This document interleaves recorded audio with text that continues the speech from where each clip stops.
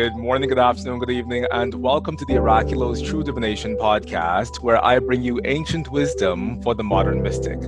I'm your host, Mychal A. Bryan, and joining me today, all the way from the Netherlands, is Miss Karen Hamaker Zondag. Right. Wow! I'm really happy that I got that correctly, because I have this thing with names. People always get my name incorrectly and they call me Mychal, Mychal, all sorts of things. So I'm really a stickler for getting people's names right. So great. Thank you very much for giving me a tutorial on how to say your name correctly, because me in the Bahamas with all of my Americanisms, I've been calling you Karen Hamaker Zondag for the past 12 years. That's what everybody does. Yeah. Okay, awesome. Well, Karen, I'm so excited to dive in with you today into all of the wonderful things that we're going to speak about. But before we get there, for those of our listeners, if this is your first time tuning into the Oraculo's True Divination podcast, this is a podcast where I bring you interviews from astrologers from all around the world who aren't just changing their own lives through their astrological practice, but they're also making major contributions to the overall field of this astrology that we love. So if you want to be a part of the magic and the momentum that we're building here on the Oraculo's True Divination podcast, give yourself a moment, go down below, like this video, but also subscribe to the Oraculo's True Divination podcast. And there is that notification bell. So please go and hit that notification bell so that you receive these notifications of when I bring you these wonderful interviews each and every week. Now, Karen, I am really thrilled to be sitting here and speaking with you right now because of two things. One is because when I was in university in Jamaica, a friend of mine by the name of Mark, he was an astrologer, and I saw on his bookshelf this book of yours. Planetary symbolism, yes. Planetary symbolism in the horoscope. And I borrowed this book from Mark and I never returned it. and then fast forwarding about 8 years or so, when I met you at UAC, it was the last day of the conference. You had a talk that you were giving. I think your lecture was on the 8th house specifically. Yes. And I saw you in the hallway and I ran over to you. And my greatest regret from UAC is that when I ran over to you, I said, "Oh my God, Karen, I'm so happy to meet you. I stole your book from the library."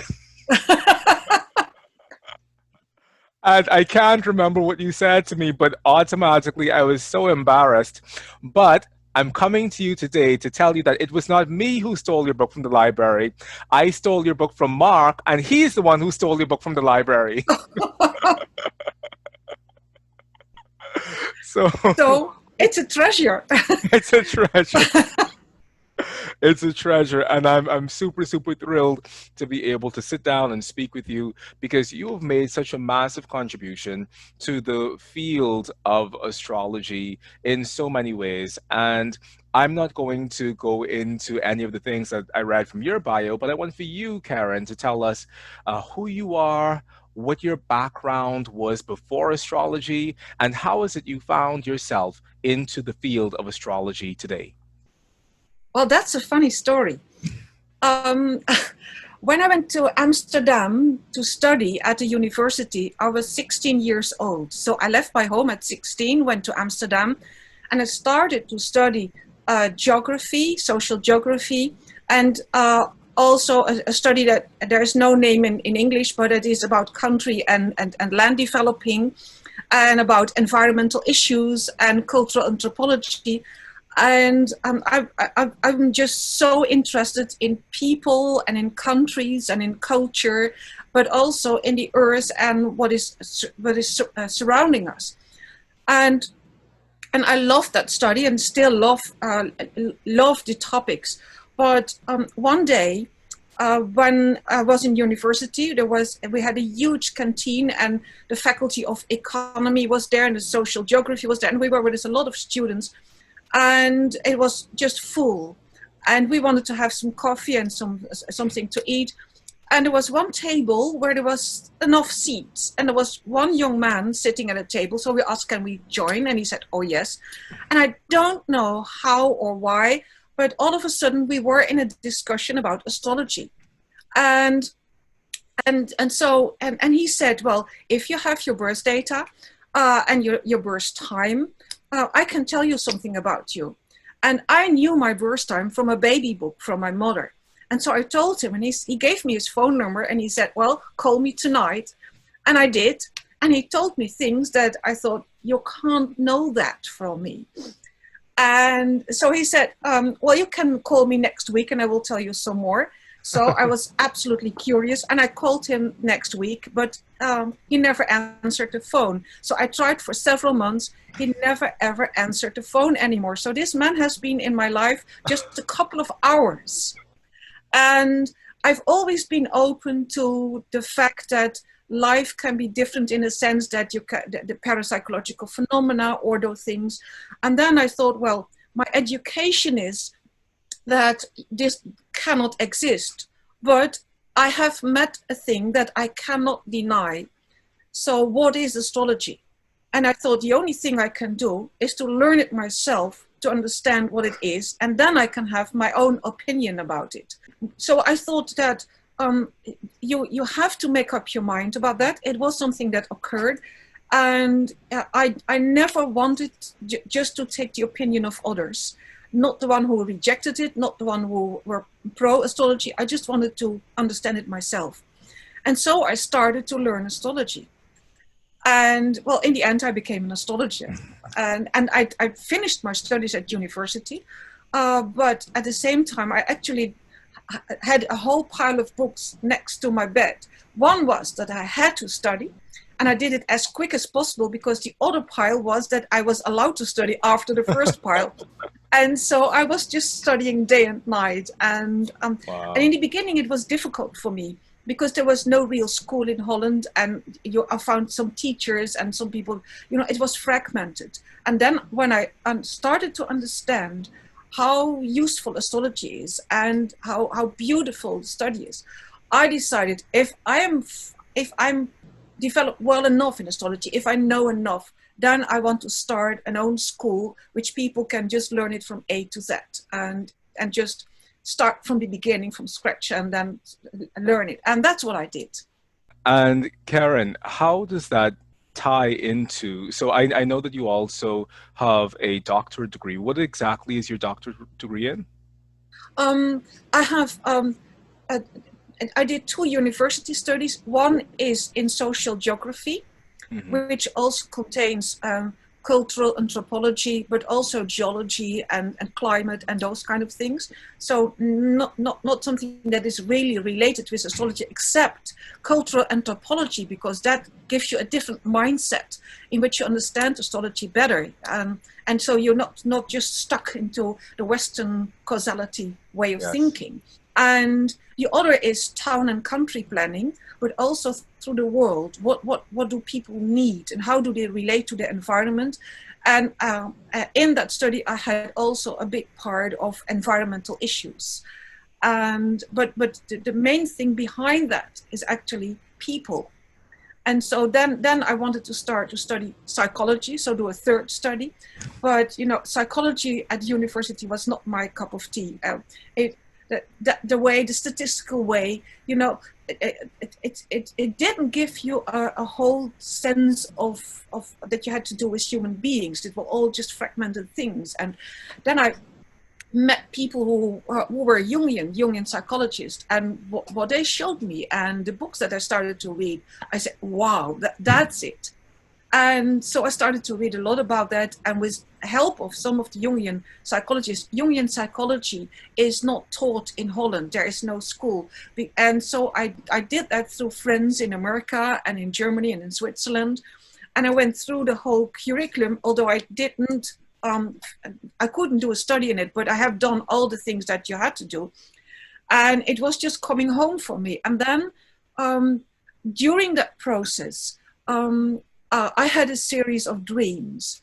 And in that series of dreams, I saw the coming together of astrology and Jungian psychology. It just became one. And not in a sense that you say, oh, Venus is that and Mars is that, but somehow on a more abstract level, on a higher level, I saw how it connected. And that was the beginning, actually, of my planetary symbolism and those books that I've written. And so Astropsychology was the first book, and actually my first 6 books came out of the connections that I've seen in the dreams. I knew that you had an involvement in Jungian psychology, but I didn't really know how you got into it. I thought that that is what you actually did your PhD in. But I mean, I think it's beautiful how the work of Carl Jung just pulls at our heartstrings, essentially. Because when I was younger, I was reading the Red Book, and I was reading I was reading his book on man and symbolism. And I really think that Carl Jung created a space within the modern psychological model for the study of astrology and tarot Oh, and yes. and I Ching and all of Oh, that. yes. And in the end, I went through his work several times, his collected work, and to understand the development of his concepts, because he changed them in the course of his life. So I wanted to understand that. And I did the same with his psychological, his typology. And you can read his book on Jungian typology, but it's 90% typology in the past and only 1 chapter about his own typology. But if you look at his letters and his later works, everywhere he mentions it, and if you put that in the following order, you see his mind developing about the typology, and it is absolutely clear that you can use his typology in astrology. And if you do that, if you combine those two, you can give more depth to astrology, and you can help Jungian psychologists to understand better how to come to a certain typology. So I use them both. So Karen, tell me a bit about the movement from the astrology that you found yourself studying into the new and budding field of psychological astrology that was emerging around that same time. Well, I was connecting the Jungian psychology and astrology by myself. And then I discovered the work of Liz Green, and I love her work. And I saw that she made the same connection. I do. We have very much in common, but we have also differences, because different points of view, and that's okay. And that's one thing that I always tell my students: there's nobody who has all the wisdom, and so don't fight other people, but listen and communicate and try to find out if you can learn from each other. And so I saw her, and I started to find books from Stephen Arroyo and others. But I live in a very small country, and so it means that nobody speaks Dutch. So we have to learn our languages, and it means that I speak German and I speak English. And so I could see what the development in astrology in the German language was, in Germany, Austria, Switzerland, and in England, America. And these were 2 different worlds. There were different developments. Yeah. And I just could connect them. I could understand them both. And so there were developments in Germany, and there were developments in England and in America. And so there was a lot of exchange in Holland between those 2 language areas. But for me, I'm a person that really wants to experience the things on myself. I want to find out myself, and then I want to mirror it against what other people see, and then I try to learn from them and see if it's applicable for me, and if not, then I'm just going my own course. Karen, now I personally don't know very much about psychological astrology as a standalone practice by itself.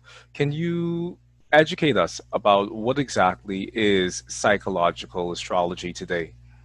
Well, if you do, first of all, astrology is a system. It's a kind of language, and you can apply that language to all different fields. And you can apply it to the financial world, to the world of economics, politics, but also psychology. You cannot be a psychological astrologer without knowing about psychology. And because you're talking to people, if people have problems, it's, the chart that you have doesn't even tell that it's from a human being. It can also be an animal. So there's always a kind of restriction. So you have to combine the both fields. But when people come to me, for example, if they come to me and they have certain problems, then I can see the patterns in the chart that have to do with those problems. And then I can explain them their patterns, and I can explain them not the trouble, but for me, the chart is like homeopathy. It is that the solution is in the trouble. And so I can help them to refocus and to see the same aspects in a different way, and how they can combine the energy, how they can direct the energy in a different way. But I do need to do that with the help of psychological instruments. And if I have the chart, and for example, I once had a chart of a woman who had Mars in Sagittarius rising, and she was so modest and so polite that I just was asking, where is that Mars?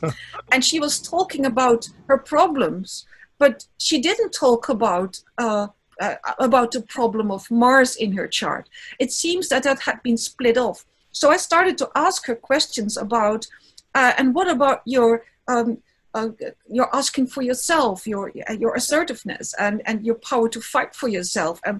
And she felt almost embarrassed to talk about it. It was so repressed. So I can also see in a chart, if a person is just avoiding something that is dominant in a chart, that's where the issue is. And so you can look at that issue, and then you can help the person discover what is going on there.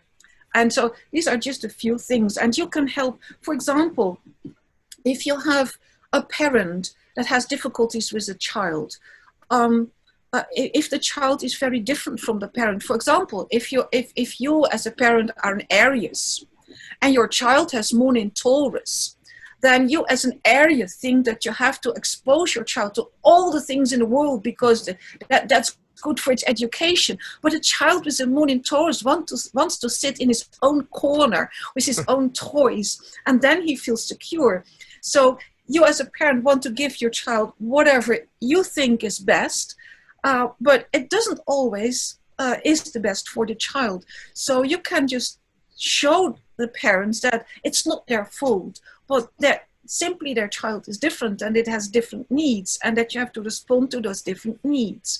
And so in helping in parent-child relationships, you can use psychological astrology by just showing the needs of the child, but also the needs of the parents. They have also their own needs, and it is an interaction. And also, for example, in synastry, if the child has the child's Jupiter is trining the sun of the mother or father, and the child is coming home, then the parent feels the Jupiter of the child and starts to open up towards the child. But if Saturn of another child is squaring the sun of father and mother, the parents can still love their child as much as the first child. But as soon as the child comes in, they start to think about the obligations of the child. And have you done your homework? And did you tidy your room? And so they are asking different questions to their different children because of synastry. So you can make parents aware of that undercurrent, that you don't want this, but somehow you evoke this in each other. And so becoming aware can be helpful just to be conscious and act different toward a child. So there's so many of these fields that you can use psychological astrology to help people understand themselves, understand their children, understand their needs, starting to look at themselves different, accepting themselves. And I think it's very important to understand that there is no bad aspect and there is no bad chart. I know that when I started to learn astrology, T-squares and grand squares, etc., were seen as absolutely difficult and problematic, etc. Well, I have friends who, you can only use the color red in their chart. and they are great. But if you ask them, do you want to have a peaceful life that just runs its course? They said, oh, please, no, they say. They need dynamic, and it's a quality they have. And so I try to teach my students not to be judgmental and not to be afraid of whatever in a chart, because the chart of the person fits the person best. And if that person is developing along those lines, and if you as an astrologer can help discover those lines, well, that's great. I'm so thrilled to be hearing your thoughts on these things. I mean, one, I'm a Uranian astrologer as well. So in Uranian astrology, we crave for our squares and our oppositions because that's pretty much the system is built around this concept of using the hard aspects, and that the hard aspects are things that show power and dynamism and the ability to grow within the chart. But also, what you said about using psychological astrology between parents and children, I'm really happy to hear you talk about that, because I feel as if there's something within me that is kind of hesitant about Yes. interpreting a child's chart. But I mean, I'm really keen on what you're saying, because I can see exactly what you're saying and how that could be applied skillfully. But I wonder, do you think that there is a non-skillful way that people use astrology in relation to children? Well, first of all, you can do children's chart, but you must be very, very uh, cautious, because whatever you tell, the parents will remember. And if there are parents who don't trust themselves, they want you as a guide, and so they take every word of you for true. And so you must be very careful. And if the child is 12 years or older, I just talk to the child and not to the parents anymore. But you can help the parents understand what a child needs, helping to see what the needs are. And you know, if a child has a moon square Mars, then it needs action. And it needs to yell and scream. It needs to run around to feel happy and to feel and to feel at home with himself. Yes. So if you explain it as a need and not as aggression, then you can help the parents just think positively about their child. And so if you just do it that way, then you can do the chart of a child. But I always check why parents do want the chart of a child. Because if they want to use me as the guide for their child, then I won't do it. Because then they make themselves dependent on me. It gives me much more responsibility. And I think the responsibility is with the parents. And so it's very important to know why parents want a chart of their child. But very often they want to understand their child because they have problems. Or there is, and you know, sometimes you see that there is so much of hard aspects between the child and one parent that the child tends to react to that parent in a harsh way. And that doesn't mean that the child doesn't love that parent, but the child reacts primitive. And well, then you can help and say, it's not your fault. It's just the child is born that way, in that synastry. So why not, if something important has to be taught to the child, let that be done by the other parent. And so just to take guilt away and just to let them understand the dynamic. So in such cases, it's very important to do the chart of the child. But always be very, very careful, because the child has to make his own choices in life.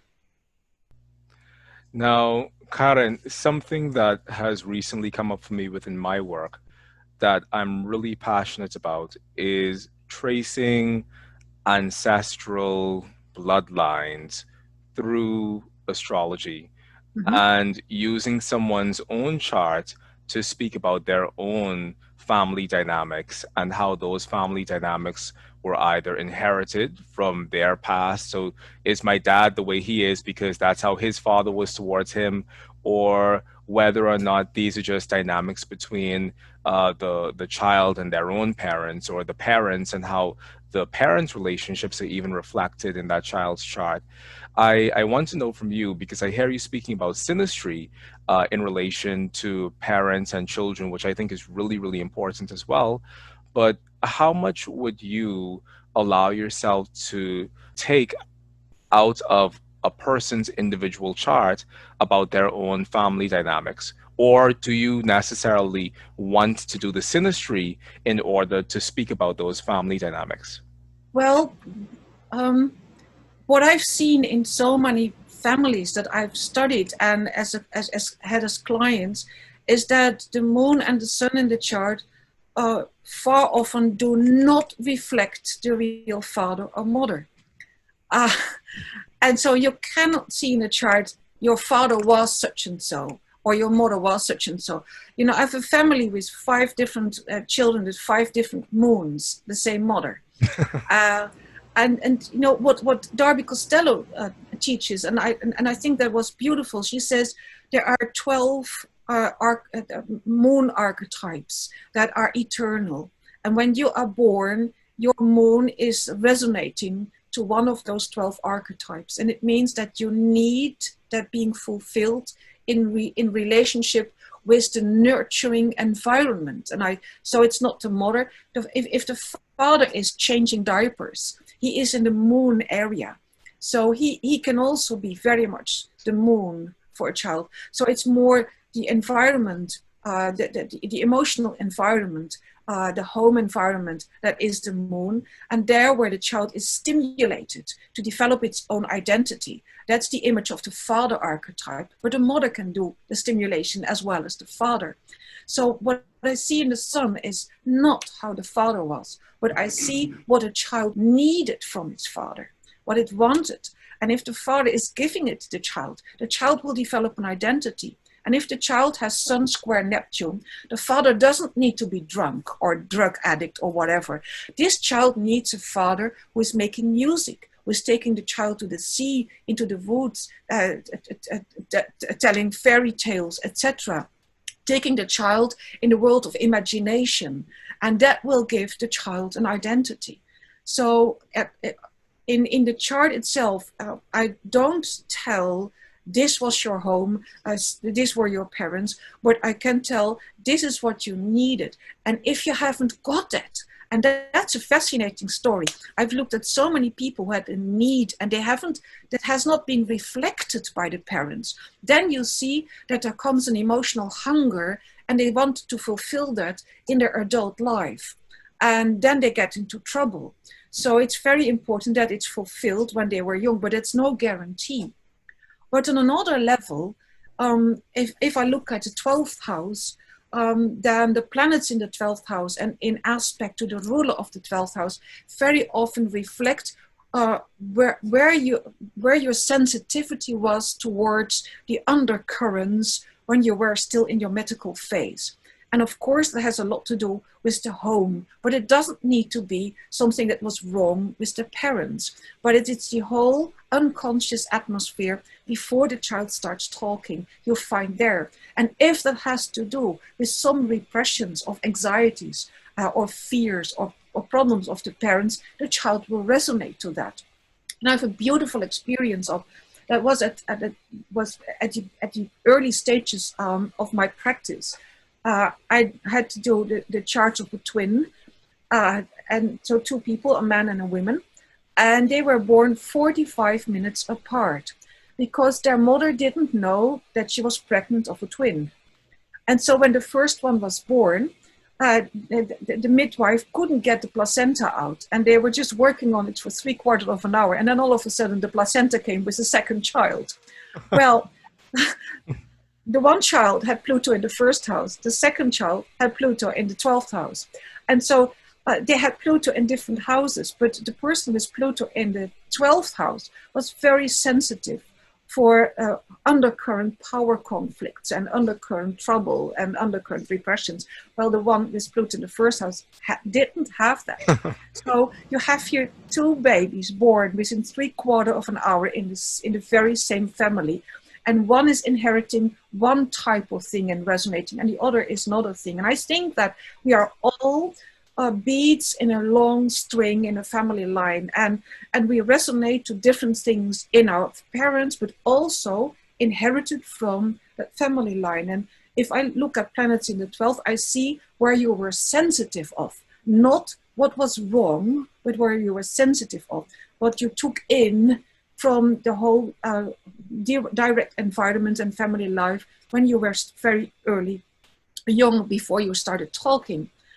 Then another thing is that if you look at yodes and unaspected planets and duets, then you see what you really inherited from a long line in the family, what has not been balanced or what has been repressed. And then still you have to find your own way. So it's not exactly the same as what was repressed, but you have to find your own way in it. And so this is how I look, but it's your what we call primer materia, from alchemical material. So the fact that you have that chart, it's no use of blaming your ancestors or your parents or whatever. This is where you were born with. This is your material. This is what fits you best. So, and you can find solutions for yourself that work for yourself. And if you have a yod or an unaspected planet, that means that something that is that searching and hungry quality of that unfulfilled life of your ancestors is part of you. But it can be a creative hunger, that you are curious, and that you enjoy walking the path and not trying to find something definite, because you never will be happy with something definite. You have to go on, and you can be happy with that. So every chart, no matter how if it has to do with undercurrents, with the parents or with the ancestral life, it's you. And I always tell my students, every planet comes with a story.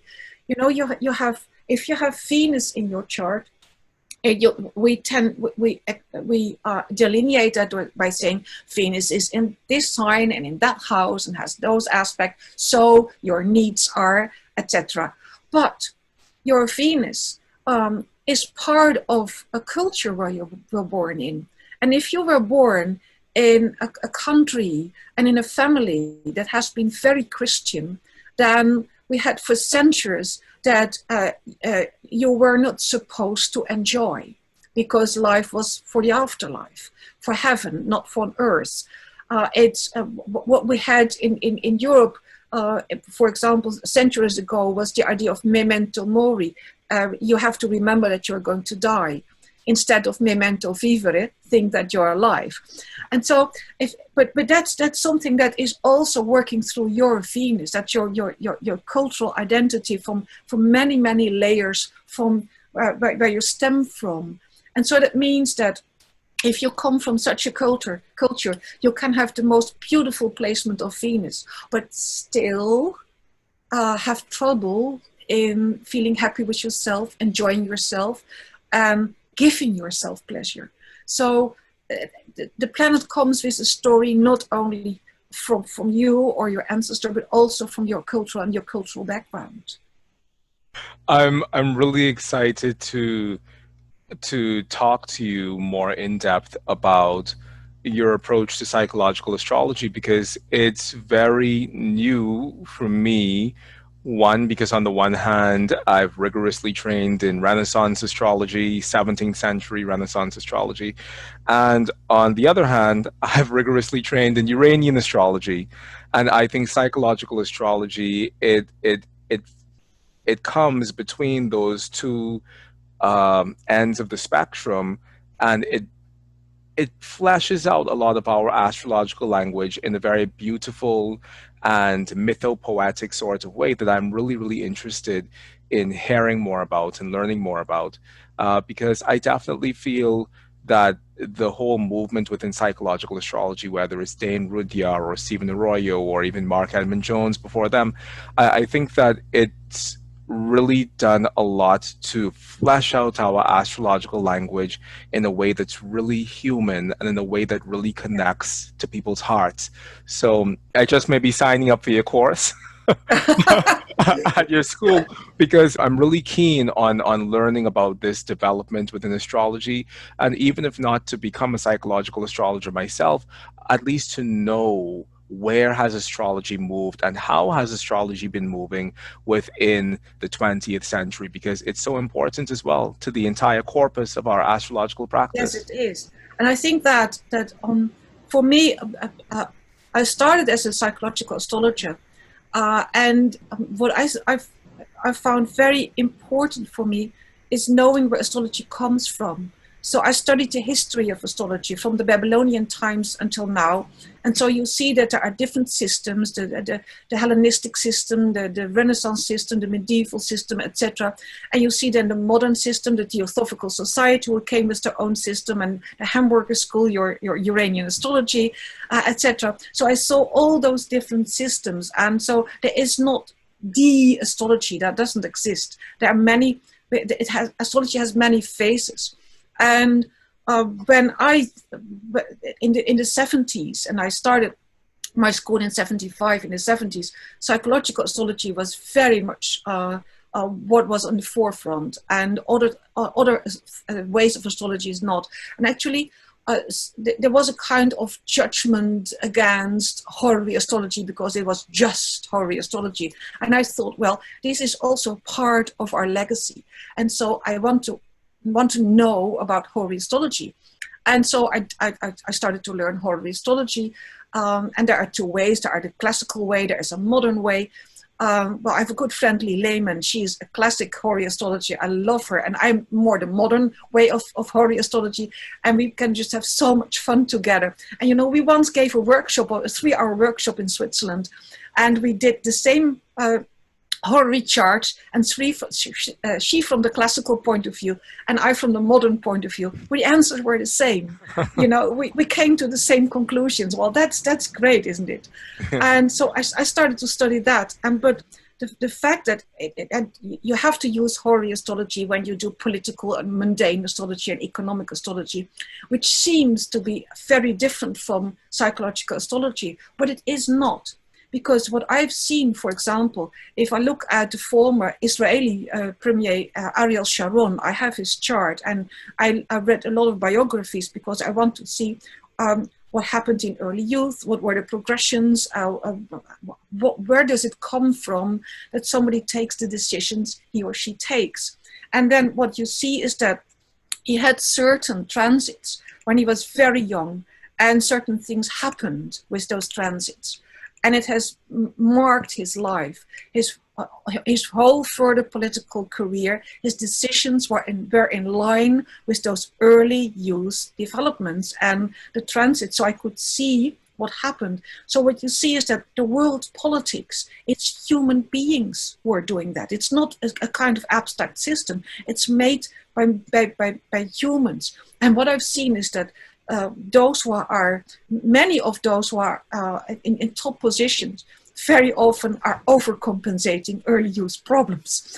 And it gives a different perspective about what's going on in politics. And so the psychological astrology can help to understand the mundane affairs. Although we need horary astrology to do the charts of mundane affairs, you still see that the persons behind that are still very important. So you can use them together. Yes. Well, I've studied with Lee for a very large chunk of my astrological life out in the world. And one, Lee Lehman loves you as well, because because while we were studying, we came to the topic of modern horary astrology, and she said, you know, you should buy Karen Hamaker Zondag's books because she really did her homework, and she really said that you did your homework and you studied the tradition and you understood it from a traditional perspective. And that's something that I really appreciated for her to say, because as you know, she too is a Renaissance classical astrologer. Yes. And I think it's beautiful when we're able to find points of connection with other astrologers from other fields and other branches of astrology, because at the end of the day, I mean, if you go to a good astrologer and you get a good reading, chances are every astrologer that you go to who is of a particular caliber is going to give you a reading that rings true. Absolutely. What I tell my students, go to 10 excellent astrologers and 90% of the story will be the same.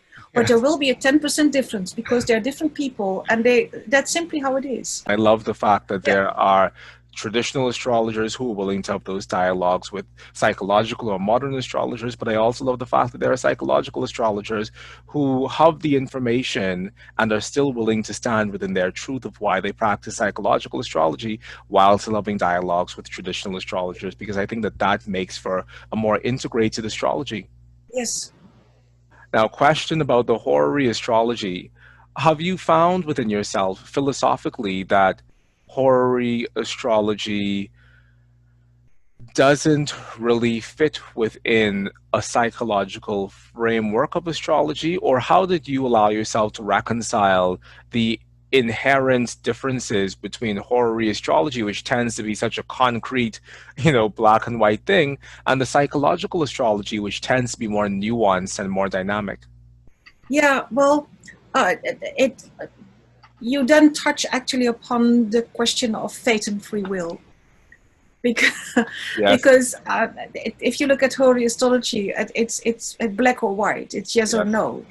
And that's not the case with the psychological astrology. But what I do, for example, if clients come to see me for a psychological problem, and they want to have a couple of sessions, because then I combine astrology with therapy, then I make a horary chart of the moment that they come in for the first time.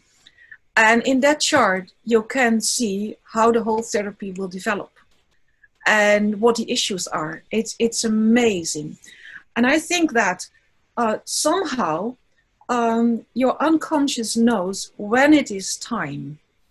And it's not that you consciously need to know, but unconsciously and for example, sometimes it seems that fate is intervening, but one day I had a client who was absolutely late. He had missed the train and etc. So he was an hour late, and we had an appointment that I was going to do a reading for 2 hours, and he came running in, and he said, "Okay, I do have actually a couple of troubles, and I want to talk about about my relationship and about my sexual problems."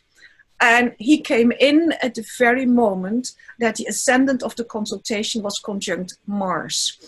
And so, he was in time, because that was his problem. And I don't know how our Lord has arranged it that he came at that moment. So I've been so often so amazed that somehow you fit in that time, and unconsciously and so I think that I'm born as a human being. I'm not born as a bird, so I have no wings. I can't fly. So I'm different, and it means that my chart is my chart, and I'm not born with another chart, so I'm not another person. I'm just me. But from the moment of birth, then you have your ascendant and midheaven, so your houses. From that moment, an astrologer can see the progressions for your whole life. He can't say when you're going to die, but he can see the progressions of your whole life. And I think that those progressions reflect your growth pattern. When are you ripe to encounter something? And somehow unconscious, that, because I had people who had dreams, and in those dreams I could recognize upcoming aspects. And I thought, this is about the aspects that are upcoming in your chart. And so somehow that unconscious is already moving towards the thing that will manifest itself up at the moment that a certain transit becomes active, or progression becomes active. And I think that unconsciously, you also are maneuvering in a certain direction, or a question pops up at a certain moment, and that horary astrology can use. And so I think that, for example, I had one day I had a man who called me, and he said, I can change my job. I have 2 different options. And One is where I earn a lot of money, but it's boring. And the other is where I don't earn a lot of money, but it's very creative. He said, and I can't make a decision. Can you see in the Hori chart which of the two I can make? And I always ask them, what is your first option? What's your second option? Then you can look in the chart. And he found it even difficult to do that. When I looked in his personal progressions, I saw that he had his secondary ruler of the sixth house in a quincunx to his midheaven. So the quincunx was just, what am I going to do? He didn't know. And so he asked the question at the moment that the Hori chart also said, there's no decision. So the Hori chart was absolutely in line with his progressions, in line with his own inner development. And, you know, when the progressions were had their exact point, also were just diminishing, in their last phase, then he started to get his mind clear what he wanted. And so for me, there is no contradiction between Hori charts and psychological astrology if you look at this level. If you look at someone's soul return charts or their progressions or whatever annual predictive chart you could use, and you look at that against the moment when they come to receive a Hori consultation, there are oftentimes uncanny parallels between the two, which says that everything is happening exactly at the moment when it should happen. But it also says, for me, that there's some force within the cosmos or some force within our astrology that causes us to ask the questions that we have at the exact moment when the universe is pregnant with the answer to those questions. Well, the point is, I don't think it's an outer energy. I think that it's your own inner wisdom, your own psyche who knows it, who is already on the path and simply knows what fits you at the moment. So you feel as if the impetus is from within the self to align itself with the astrological influences of the moment? Yes. Well, actually, I and that's why I don't want to talk about guilt or about cause and effect, or, you know, it's a mirror. And, you know, sometimes things happen, which fits the chart. You know, you saw the problems we have. I have at this moment a stationary Uranus quincunx, the ruler of my sixth house.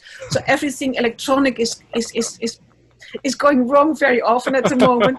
And then I say, well, dear Lord, I know how it happens. You don't need to teach me again, you know. But I can make fun of it and I can just be relaxed with it and look for a solution. And I don't feel embarrassed or whatever. It simply is an expression of what is going around me at this moment. But it's the very same time that I have a lot of creative ideas, which I cannot make real at this moment, but I will know that for later. That's okay. So it's both. It's the creative part, and it's the trouble. It's both ways. I think it's really beautiful that our astrology is wide enough to accommodate all of us, and it's wide enough to make space for us all to receive the benefits and the blessings and the power of this astrology, regardless of what our particular perspective on that astrology is. And I think we would have a very boring system of astrology if we all felt the same way or if we all believed the same thing. And I'm really happy and excited about the prospect of seeing what the next 10 years or 20 years is going to bring to astrology, because I think that there are so many people who are now feeling the confidence to speak or to share or to really take part in dialogues about astrology. Whereas in the past, I think that people were just bickering back and forth about this astrology is correct or that astrology is correct. Mm-hmm. Well, that's still part of the astrological community, that there is a fighting between, oh, it's just psychological astrology, oh, it's just Hori. Well, but you see more and more people getting connected, and you see also that there is a difference. When I started to do astrology, And I started my school and my practice in 75 and my school in 76. And I decided just to be absolutely open about what I was doing. And I got reactions of people who said, well, oh, she's an astrologer, but she looks normal, you know. So that was that idea about astrologers. They thought that you are kind of rich or whatever. Well, that changed. You know, I'm working now for corporations as an astrologer and as a Jungian, also a Jungian psychologist, and combining the two. And they want to understand the spirit of the time and what is going on. So that's a huge difference. So there is more connection, not in the media, but between people who are more open towards astrology. And I see that part of the astrological community is more open towards its other systems. And I think that's very important. But I really hope that the people who are now entering astrology, many young people are not so much into doing their homework. It's harder. That's what I see. And, you know, and for example, I once got a phone call just a year ago of somebody who said, can we learn astrology? How much time does it take to learn astrology? And I explained that. Oh, wow, he said. Well, isn't there a kind of app for that? So they think about that. They just push a button and the answer is there. So I really hope that people understand that you have to put all your energy in it. But then it's so rewarding. But yeah. So now I turn the question back to you, Karen, and I ask you, how long do you think it takes for someone to go from being a raw beginner in terms of astrology to being proficient enough to actually begin a life of astrological practice? I think that it will take, I think, 4 or 5 years. It takes longer than you expect because it's much more than just the astrological technique. You know, as I told you, astrology is a language. But in order to use the language, you have to combine it to another field. So you have to study more fields. You know, I did study a lot in the world of finances to be able to help the financial company I'm working for. I studied economy just to be able to work with companies who wanted to have economical questions. And for the psychological astrology, I did Jungian psychology. So I really started to study other fields. And then I see that, for example, if you look at the very first chart of the modern stock exchange, and you see, for example, that Jupiter is in a duet, also dancing with Pluto and no other aspects, and Pluto neither, then, you know, Jupiter is not a planet of study in that chart, because there's nothing to study in a stock exchange chart. The stock exchange is an abstract thing, but Jupiter is the principle of expansion. And as a principle of expansion, it can expand your mind. And so psychologically, it is study broadening your horizon. But as principle of expansion in a financial horoscope, it has to do with economic growth. So if you understand the principle, then you can apply the language, but you must know the field to apply the language well. And that takes some extra time. Now, Karen, I know that you run your own school of astrology, and initially you tried to teach me how to say it in Dutch. So, but I'm not going to try to repeat it. But can you tell us in both Dutch and English the name of your astrology school?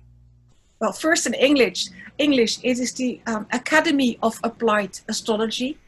And Wonderful. In Dutch is het Academie voor Toegepaste Astrologie.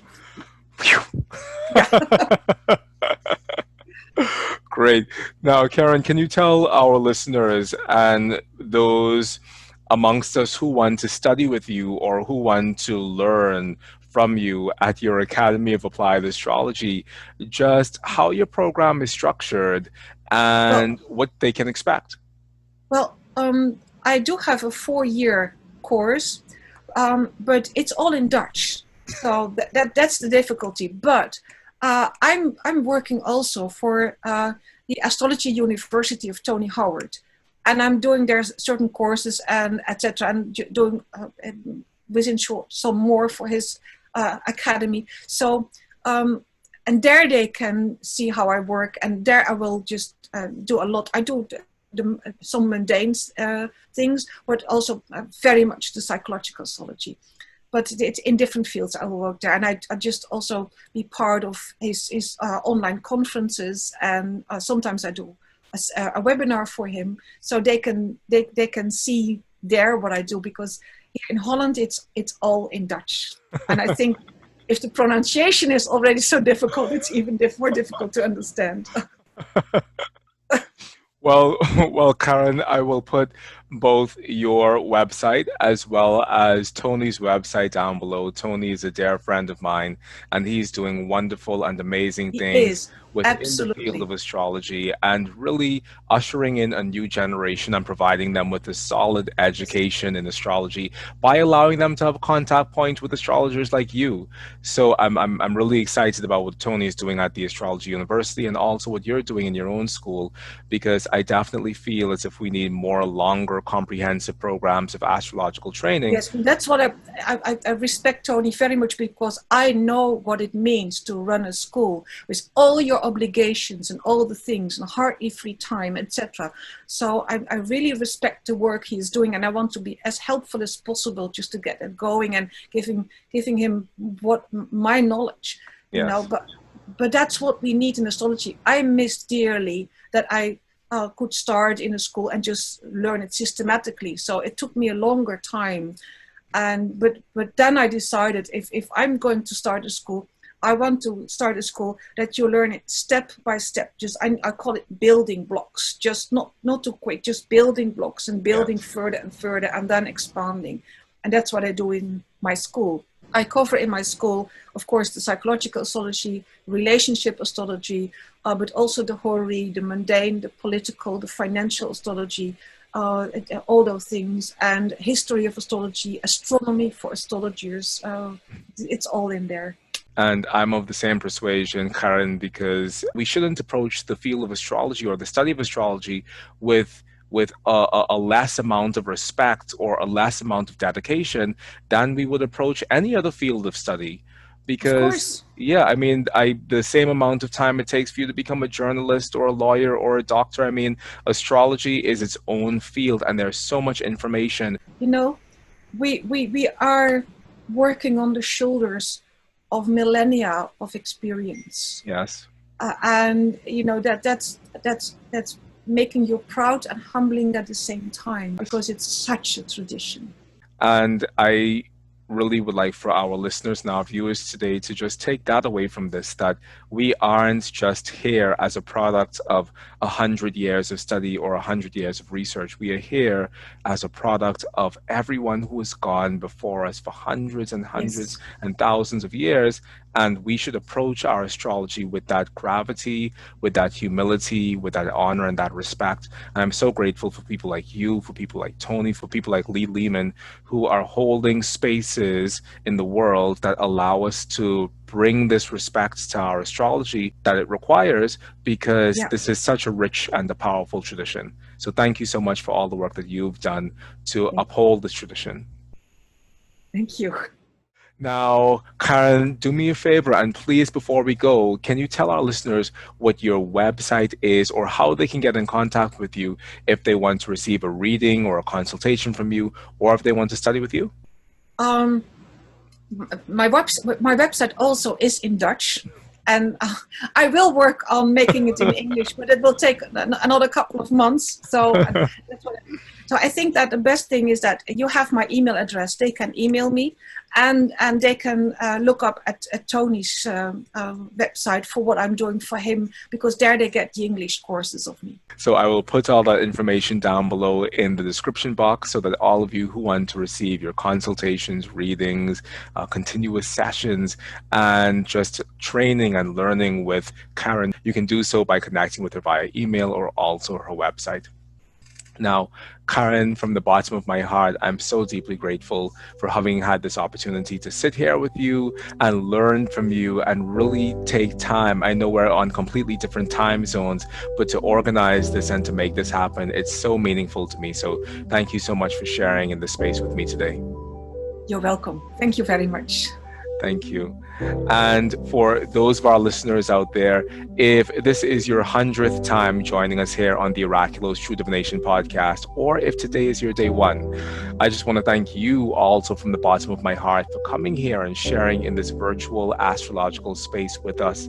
I receive your comments, I receive your feedback, but most importantly, I receive your love and your encouragement.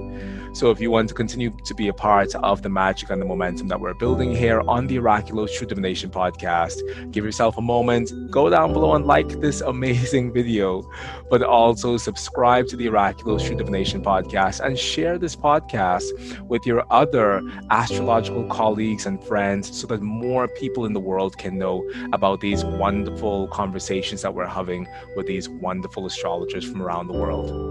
Until next time, I'm your host, Mychal A. Bryan, wishing you love, wishing you peace, wishing you happiness.